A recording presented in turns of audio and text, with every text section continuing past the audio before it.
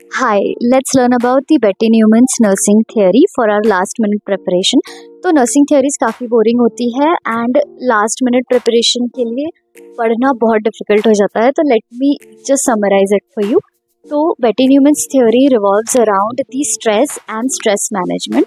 न्यूमन्स का ये कहना है कि हर पर्सन के कोर तक पहुंचने के लिए हर स्ट्रेसर को 3 लाइन ऑफ डिफेंस में से जाना होता है. The line of defence are the line of resistance, the normal line of defense and the last is the flexible line of defense.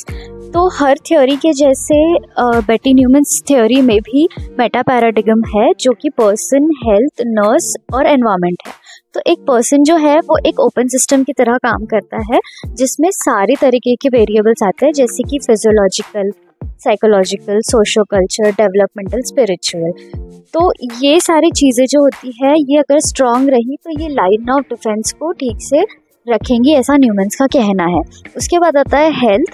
तो हेल्थ जो है वो एक डायनामिक कंडीशन है और उसको डायनामिक रखने के लिए हमें हमारा वेलनेस रखना पड़ेगा जो कि हमारे पर्सन वाले फैक्टर्स में जो हमने अभी सुना, the variables that I was talking about. उसके बाद आता है तो एनवायरनमेंट. तो एनवायरनमेंट मतलब क्या, जिसमें सारे एक्सटर्नल और इंटरनल फैक्टर्स होते हैं जिसे हम स्ट्रेसर्स कहते हैं.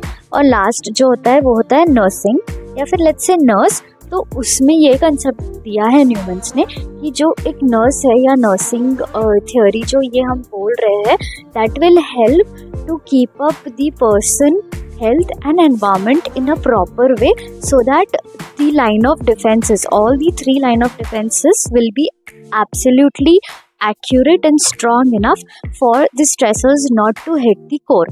तो उनका ये कहना था कि जब भी कोई स्ट्रेसफुल सिचुएशन आती है तो वो सबसे पहले जो पहली लाइन ऑफ डिफेंस है उसको अटैक करती है. अगर वो उसको पार कर गई तो उसके बाद वो अटैक करेगी नॉर्मल लाइन ऑफ डिफेंस. अगर वो उसे भी पार कर गई तो वो करेगी लास्ट एंड फाइनल वाले लेवल को, that is the resistance defence. और अगर वो उसे भी पार कर गई तो it will hit the patient, the core of the patient and the patient will be unstable और लेट्स से ट्रॉमाटाइज्ड. तो न्यूमन्स का ये कहना था कि हमें इन चारों फैक्टर्स पे काम करना है, that is person, health, environment and nursing. तब जाकर वो पेशेंट सही रहेगा एंड हेल्दी रहेगा. So that's the only concept of बेटी न्यूमन्स थ्योरी. लेकिन ये आंसर लिखने से पहले हमें सबसे पहले उसका इंट्रोडक्शन लिखना पड़ता है जो कि आपको बुक्स में पढ़ना पड़ेगा. Thanks for listening. For more you can watch the other videos and about the other theories. Thank you.